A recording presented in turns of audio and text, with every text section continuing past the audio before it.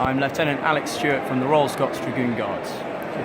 So Alex, just tell me a bit about the regiment itself. The pipes and drums have a fairly, illustrious history. Yeah, it's a long history. It goes back to 1922, where we first had pipers in the regiment who initially were actually mounted on horses. So it's quite a difficult thing to be able to play the pipes and or drums and also ride. So in 1946 it was decided that it was a better idea to try and have some dismounted pipers and drummers, and that's sort of where the pipers and drummers that we have today stem from.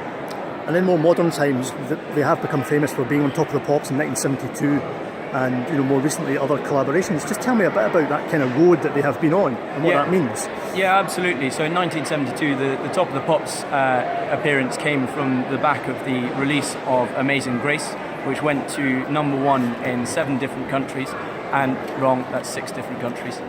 And it sold 7 million copies worldwide. So it was quite a big thing for us to start with, and that sort of got us into the scene to begin with. But since then we've also released other albums. We collaborated with Mark Knopfler and released the theme tune to the 1983 film Local Hero, Going Home.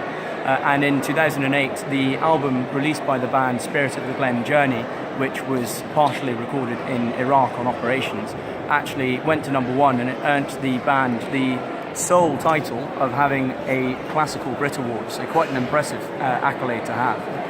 And you're just back from a 48-date tour of Australia. Can you tell me a bit about that experience? Yeah, so we had a very long tour. It was 56 days in total in Australia, with only 8 days off.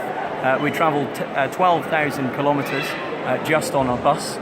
And we also had flights on top of that, so it was obviously quite a lot of travel fitting into all of that time. But we went to some of the bigger theatres with sort of 2,500 in the audience, but we also did some more regional places and spread the name of the band all over the place. So it was a really good thing to be able to be involved in.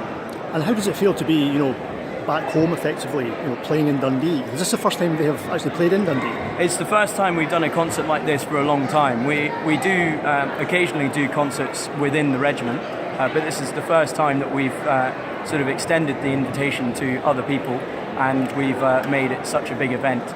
So it's fantastic to be able to use the Caird Hall in Dundee and obviously to be able to promote some local partnerships, which is excellent.